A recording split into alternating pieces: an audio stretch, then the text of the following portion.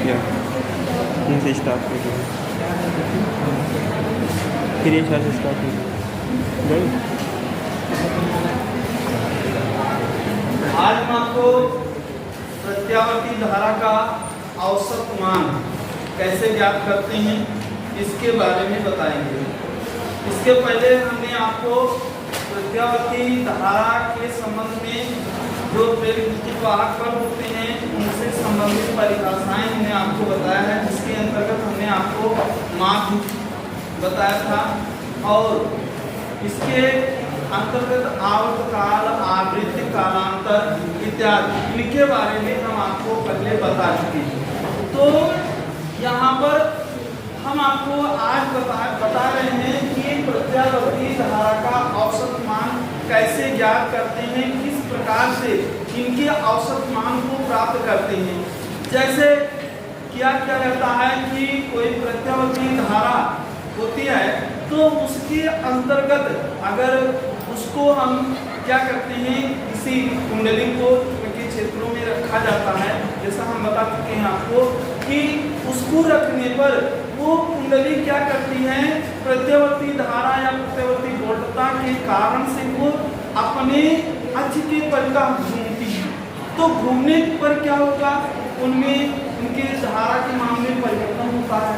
तो जब कुंडली घूमती है तो कुंडली क्या करती है, आधे आधे चक्रों के लिए घूमती है।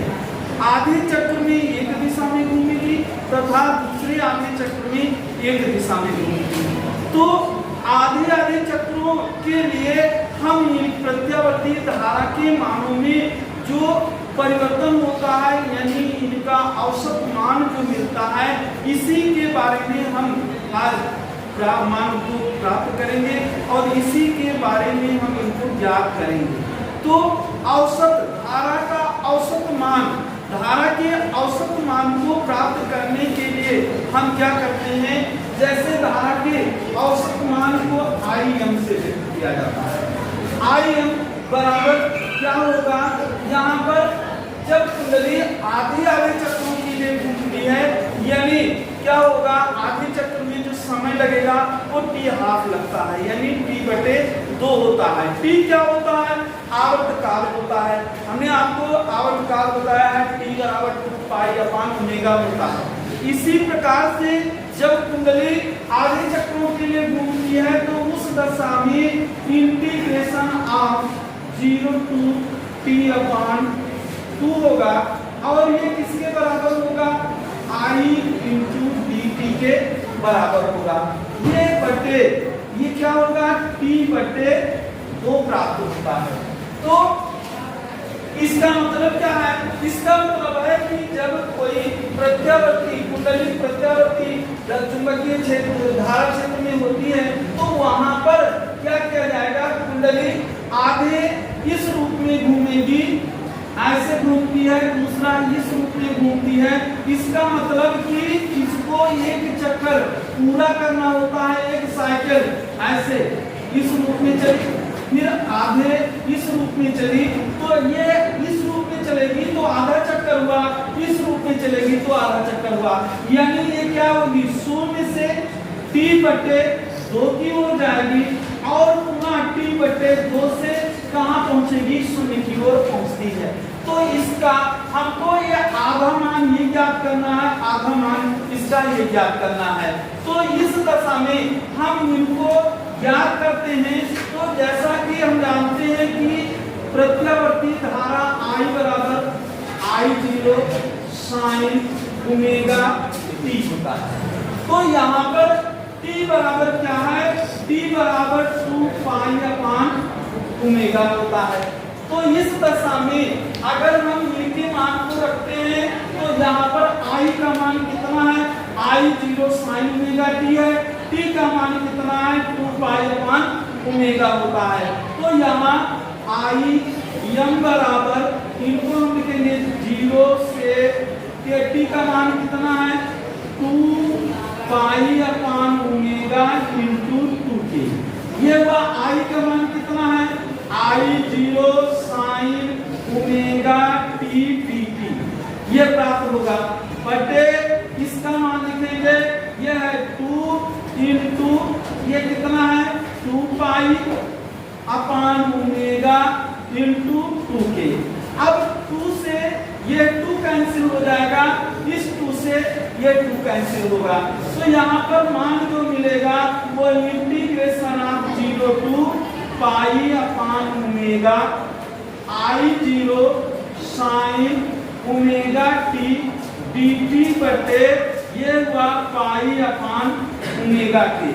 अब पाई अपान ओमेगा है, इसको हम ऊपर रखेंगे, तो ये हुआ ओमेगा अपान पाई और I0 को हम बाहर कर देंगे, तो ये I0 बाहर हुआ, इसको हम लिखेंगे integration of 0 to pi upon omega sine omega t dt। अब यहाँ से साइन ओमेगा टी dt है, इसका हम समाकलन करेंगे। इसका समाकलन करते हैं तो इसका जो मान प्राप्त होगा वो होगा I m बराबर ये है I0 ओमेगा अपान पाई।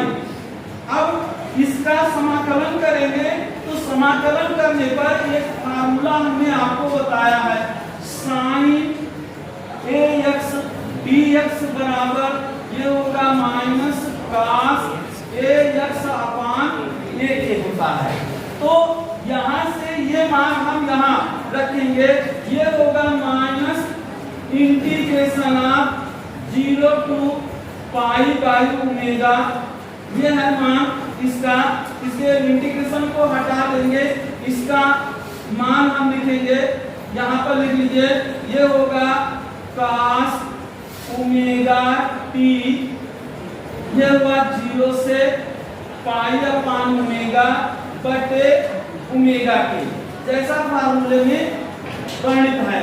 अब यहाँ से इसको हम लिखेंगे I0 ओमेगा अपान पाई, ये है माइनस में, गुणे ओमेगा को बाहर कर लीजिए, ये ओमेगा बाहर आ गया। अब यहाँ पर निश्चित समाकलन के अनुसार इसके मान को रखा जाता है, तो ये इससे कैंसिल हो गया, ये आया माइनस I0 अपान ये पाई हुआ। अब यहाँ पर इसको इसका मान रखिए, तो मान रखने के लिए क्या करते हैं, जैसे integration of a to b f x होता है, तो इसका समाकलन करने पर ये प्राप्त होगा f x, ये हुआ a टू b। अब यहाँ पर मान रखेंगे तो f b माइनस f ये प्राप्त होगा। तो ऐसे ही यहाँ पर मान रखेंगे तो ये मान क्या होगा, कास ये हुआ ओमेगा इंटू पाई बटे ये हुआ ओमेगा के, यहाँ पर कास ओमेगा गुणे 0 ये आएगा मान। अब यहाँ से ओमेगा कैंसिल हुआ, ये बराबर माइनस I0 बटे पाई, इसका मान ये आएगा। अब यहाँ पर कास पाई माइनस कास 0 ये है। अब I0 ये है माइनस बटे पाई इंटू इसका मान कितना हुआ, माइनस 1 होता है, इसका मान 1 होता है, ये भी माइनस 1 हुआ। अब यहाँ से I m बराबर ये हुआ माइनस I0 बटे पाई गुणे इसका मान कितना हुआ, माइनस 2 हुआ, माइनस माइनस ये प्लस हो जाएगा, ये मान I m बराबर कितना आया, I0 बटे पाई के होता है। अब इसका मान पाई का मान कितना रखा जाए, 3.14 रखा जाए और मान को रख करके इसका कैलकुलेशन किया जाए, तो I m बराबर 2/3.14 इंटू I0 होता है। अब इसकी गणना की जाए तो गणना करने पर ये IM बराबर इसको लिखिए 2200/314 I0 और इसका मान प्राप्त किया जाए। इसका मान हम कैसे प्राप्त करेंगे? ये होगा IM बराबर 200 I0/314। ये कितना हुआ? 100 हुआ। ये कितना आएगा? 157। IM बराबर 100 I0/157। इसका कैलकुलेशन कर लीजिए। कैलकुलेशन सामने देख लीजिए। यह है 00, यहाँ दशमलव बढ़ाइए 0। कितनी बार जाएगा? ये 6 7 42 और 6 पंचे 30, 4 34, 6 3 9। यहाँ पर कितना आया? 8 आया। ये कितना आएगा? 5। यहाँ पर कैंसिल हुआ 0। कितनी बार ले जाए हम? लगभग 4 बार ले जाते हैं। 4 पंचे 30, 4 पंचे 3 बार ले जाएंगे तो 3 बार जाएगा। 3 एकम 3 और 3 7 21, 3 पंचे 15 तो 17, 3 एकम 3 2 5। ये आया। यहाँ पर कितना आएगा? ये लगभग 9। ये आएगा, ये आया 9 और 3 7 21, 3 पंचे 15 तो 17, 3 एकम 3 3 1 4। यहाँ पर आया। ये मान 0 हुआ, ये 1 हुआ। यहाँ पर 0 बढ़ाइए और ये लगभग 6 बार, या इसी को हम मान लेते हैं 6 7 लगभग में मान माना जाता है। तो इसका मान कितना आया? IM बराबर ये मान आया 0.637 I0।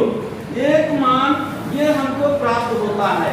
ये किस मान के लिए है? ये आधे चक्रों के लिए हमको ये मान प्राप्त होता है। शेष आधे चक्र के लिए, शेष आधे चक्रों के लिए भी हमको जो मान प्राप्त होगा यही मान प्राप्त होगा। तो एक मान इसका ये प्राप्त हुआ है, या हम इसको मान सकते हैं ये मान प्राप्त हुआ है, या ये मान प्राप्त हुआ है। दूसरे आधे चक्र के लिए IM बराबर क्या लिखेंगे? दूसरे आधे चक्र के लिए प्रत्यावर्ती धारा का औसत मान IM बराबर ये होगा -0.637 I0। ये प्राप्त होगा। या क्या करेंगे? प्रत्यावर्ती धारा का औसत मान क्या करते हैं? दोनों को जोड़ लेते हैं। तो इसलिए औसत मान IM बराबर ये क्या होगा? ये मान आया है 0.637 I0 माइनस ये मान आया है 0.637 I0। तो इसलिए इनको हम जोड़ते हैं तो ये कैंसिल हो जाएगा। इससे ये क्या प्राप्त हुआ? 0 प्राप्त हुआ। इसका मतलब क्या होता है कि अगर प्रत्यावर्ती धारा का मान औसत मान प्राप्त करना है तो ये आधे चक्रों के लिए, या आधे चक्र में एक दिशा में, दूसरे आधे चक्र में एक दिशा में घूमती है। तो इसलिए इनका जो औसत मान प्राप्त होगा वो कितना प्राप्त होता है? 0 प्राप्त होता है। तो इस प्रकार से हम क्या कर सकते हैं? प्रत्यावर्ती धारा का मान या औसत मान प्राप्त करते हैं। तो औसत मान को प्राप्त करने का ये तरीका होता है। इस तरीके से हम इनके मान को प्राप्त करेंगे। तो जब ये पूरा घूमती है, एक चक्कर पूरा करती है, तो एक चक्कर पूरा करने में इनका औसत मान क्या प्राप्त होगा? 0 प्राप्त होगा। तो ये औसत मान प्राप्त करने का फार्मूला होता है। इस तरीके से हम औसत मान को प्राप्त करते हैं। तो ये ज्ञात करना है। क्या करेंगे? IM बराबर integration of 0 to t pi upon 2 होगा। I into dt upon t upon 2 होगा। इसी प्रकार से हम प्रत्यावर्ती धारा I बराबर I0 sin ओमेगा t होता है और t बराबर 2 पाई अपॉन ओमेगा होता है। इनके मान को Im बराबर इंटीग्रेशन आप अब t का मान रख देंगे I0 sin ओमेगा t, ये हुआ dt upon 2 pi upon omega into t के हुआ। इसके बाद इसके मान को रखते हुए चले जाते हैं और इस प्रकार से हम इनका समाकलन करेंगे और मान को प्राप्त करते हैं। इसी प्रकार से यहाँ पर इनके मान को अगर आपको कैलकुलेशन करना है तो कैलकुलेशन इस तरीके से करेगा और यहाँ पर ये मान हमको प्राप्त होता है। ये मान कहाँ प्राप्त होगा? ये आधे चक्र के लिए प्राप्त होगा। दूसरे आधे चक्रों के लिए जो मान प्राप्त होगा वो क्या होगा? यहाँ पर माइनस लग जाएगा तो इसके विपरीत होगा, तो इसलिए क्या होगा? ये माइनस होता है। अतः एक चक्कर पूरा करने में कितना होगा? इनका औसत मान कितनी होगी? प्रत्यावर्ती धारा कितनी हो जाएगी? 0 प्राप्त होती है। तो इसे आप नोट करिए, नोट दिस। इसके बाद प्रत्यावर्ती वोल्टता का वर्गमात्र मूल मान कैसे प्राप्त करते हैं? इसके लिए वर्गमात्र मूल मान किसका प्राप्त करना है? प्रत्यावर्ती वोल्टता का। तो प्रत्यावर्ती वोल्टता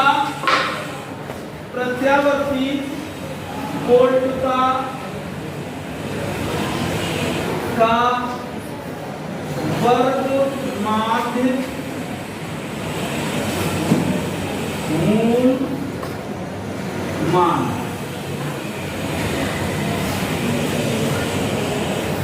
जैसा नाम है वर्गमात्र मूल मान इसका प्रत्यावर्ती वोल्टता का।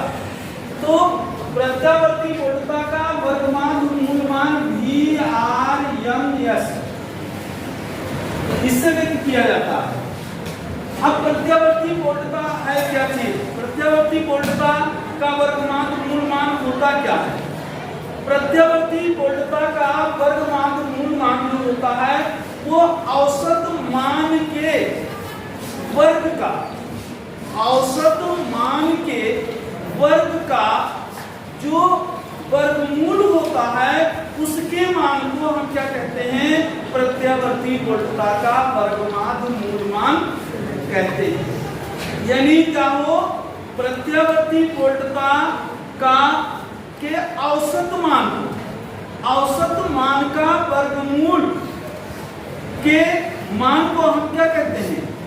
वर्गमात्र मूल मान कहा जाता है। वोल्टता का वर्गमूल मान होता है। तो ऐसे कैसे ज्ञात करें? देखिए इसमें क्या होगा? जैसे V बार है, ये क्या है? औसत है। औसत V बराबर ये होगा इंटीग्रेशन ऑफ 0 to t वर्गमात्र मान। यहाँ पर ये इंटीग्रेशन ऑफ 0 to t ये क्या होगा? इसका वर्ग, वर्ग मीन्स v स्क्वायर, ये हुआ dt बटे इसके होगा t। तो अब इससे क्या स्पष्ट होता है कि प्रत्यावर्ती वोल्टता, प्रत्यावर्ती वोल्टता का वर्गमूल, इसका वर्गमूल, इसका इसके औसत का वर्गमूल का जो मान होता है उसे हम क्या कहते हैं? वोल्टता का वर्गमूल मान कहा जाता है। तो यहाँ पर हमको क्या करना है? औसत भी है, v बार है, ये integration of 0 to t v square dt बटे t के। तो v बराबर वोल्टता v बराबर क्या होगा? v0 sin ओमेगा t और t बराबर क्या होगा? t बराबर हम लिखते हैं 2 पाई अपॉन ओमेगा t। अब इस दोनों मानों को यहाँ पर रख दिया जाए तो दोनों मानों को यहाँ पर रखने पर यह होगा v बार बराबर यह हुआ औसत मान है इंटीग्रेशन ऑफ 0 से t, ये हुआ v का मान v0 sin ओमेगा t का होल स्क्वायर dt बटे अब इसका ब्रैकेट खोल देंगे, इसको गुणा कर देंगे तो ये हुआ इंटीग्रेशन ऑफ 0 टी टी, ये हुआ v square sine square omega t बटे t into d t. v square को हम बाहर निकाल लेंगे, ये हुआ v0 स्क्वायर इंटीग्रेशन ऑफ, ये हुआ 0 से t, t का मान कितना है 2 पाई अपान ओमेगा है तो 2 पाई अपान ओमेगा कर दीजिए। यहाँ पर यहाँ sign square omega t d T बटे 2 पाई अपान ओमेगा। अब इसको ऊपर ले जाइए तो ये हुआ omega upon 2 pi into v0 square integration of 0 to, ये हुआ 2 pi upon omega sine square omega t d t. अब इनका समाकलन करना है। समाकलन करने के लिए जैसे कि फार्मूला एक होता है इनका वर्ग है ना, तो अगर कोई त्रिकोण ये वर्ग के रूप में होता है, यानी ये क्या है एक सर्वसमीका का सूत्र बनता है, तो उसके अनुसार इसका एक फार्मूला होता है। cos 2 थीटा के 5 फार्मूले हैं, जिनमें से एक फार्मूले का ये उपयोग होगा। यहाँ से हम जानते हैं cos 2 थीटा, या इसको हम चले 2 थीटा बराबर इसको लिख सकते हैं 1 माइनस 2 साइन स्क्वायर थीटा। अब यहाँ से इसको ट्रांसफर कर लेंगे तो ये हुआ sine square 2 sine square theta बराबर 1 माइनस cos 2 थीटा। तो साइन स्क्वायर थीटा बराबर 1 माइनस cos 2 थीटा। अब यहाँ पर इसके स्थान पर ये बटे 2 कर दीजिए, इसके स्थान पर साइन स्क्वायर ओमेगा टी बराबर 1 माइनस cos 2 ओमेगा टी बटे 2। अब ये मान हम यहाँ पर रखेंगे, तो यहाँ पर रखने पर इसको omega upon 2 pi v0 square into integration of 2 pi upon omega, ये हुआ 1 माइनस cos 2 ओमेगा अपान ये हुआ 2 के और इंटू डी टी के होता है। अब यहाँ पर ये 2 है, इसको बाहर कर लीजिए, इसको हम बाहर रखेंगे तो ये बराबर कितना हुआ ओमेगा अपान 2 गुना 4 pi into v0 square integration of 0 to 2 pi upon omega 1 minus इसको लिखेंगे cos 2 इंटू ओमेगा, ये हुआ डी एक्स के। अब यहाँ से इनके मान को हम 2 भागों में डिवाइड कर देंगे, तो ये होगा यहाँ पर, इसको हम यहाँ से लिखते हैं,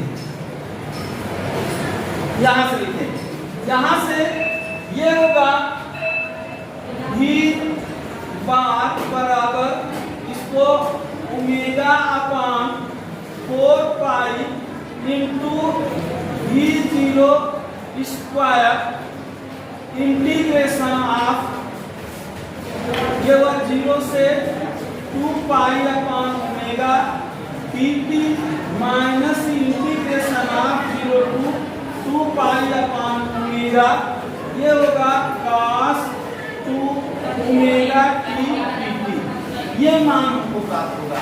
अब यहाँ से v बार बराबर ये हुआ ओमेगा अपान 4 पाई v0 स्क्वायर, इसको लिख सकते हैं, ये बराबर हुआ, इसका समाकलन करेंगे तो ये हुआ t और इसका मान कितना आएगा 0 से 2 pi upon omega minus cos का समाकलन करेंगे, cos का समाकलन क्या होगा माइनस ये हुआ साइन 2 पाई अपान ओमेगा बटे 2 ओमेगा, कितना होगा 2 ओमेगा होगा, और ये 0 से 2 पाई अपान ओमेगा के ये आएगा।